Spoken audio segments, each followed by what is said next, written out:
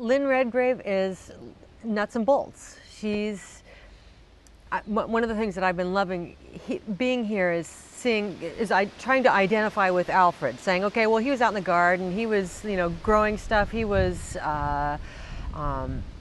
cooking stuff. That hands-on quality is something that I really, really love and identify with. And that's how I feel about Lynn. I feel like, wow, she's not, she's one of us. She's not giving herself to us as any kind of expert, though of course she is, you know, she is. But she's identifying right at the level where we're coming from right now. She's with us, a journeyman with us. And her suggestions are really pragmatic.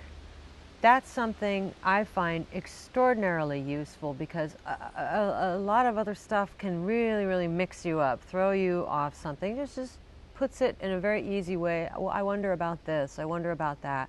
And it's information that's distilled enough you can grapple with it right away. And you watch people doing this over and over. As soon as they get it, they get the piece of information, they can take it and run with it. Where is he? I have not seen him since. See where he is, who's with him, what he does. I did not send you. If you find him sad, say I am dancing. If in mirth, report that I am sudden sick. Madam... Quick and return. Methinks, if you did love him dearly, you do not hold the method to enforce the like from him. What should I do? I do not. In each thing, give him way, cross him in nothing.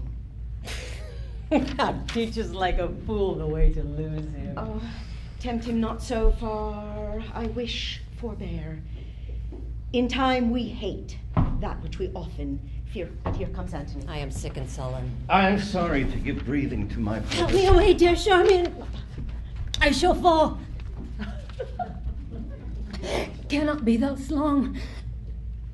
The sides of nature will not sustain it. No, my dearest queen. Pray you stand further from me. What's the matter? I know. By that same eye, there's some good news. But says the married woman you may go? Would she had never given you leave to come? I never expected that we could get this deep this quickly. That's a lot of trust. And that's a lot of willingness to just expose the fear and think, well, okay, they'll catch me or they won't, but they do, they continue to, and so that's a great surprise to me. When you sued staying, then was the time for words.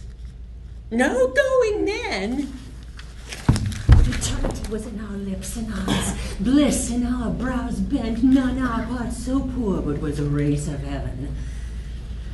We are so still. Or thou the greatest soldier in the world, I'd turn the greatest liar. How now, lady? I would I had thy inches, thou shouldst know there were a heart in Egypt. Hear me, queen. The strong necessity of time commands our services a while. But my full heart remains in use with you. After feeling the privilege of seeing people really, really work, asking so much of themselves, I think my demand of when I work again with other people, my demand is going to be, you know, go a little deeper, you know, really, but give your fare, put your fare out there, let us work, you know, work on this thing, not just encase this production in something that keeps, you know, your fear at bay. Bring it in there, because the work becomes extraordinary when they're doing this stuff. It's just, so I think that's gonna really spoil me. And I will have a much taller demand for myself, I think, in that regard. knowing, well, okay, maybe you guys don't want me to put it out there like that, but we certainly did it here, and it pays incredibly to do that. So keep doing it, Bouchard. Keep doing that.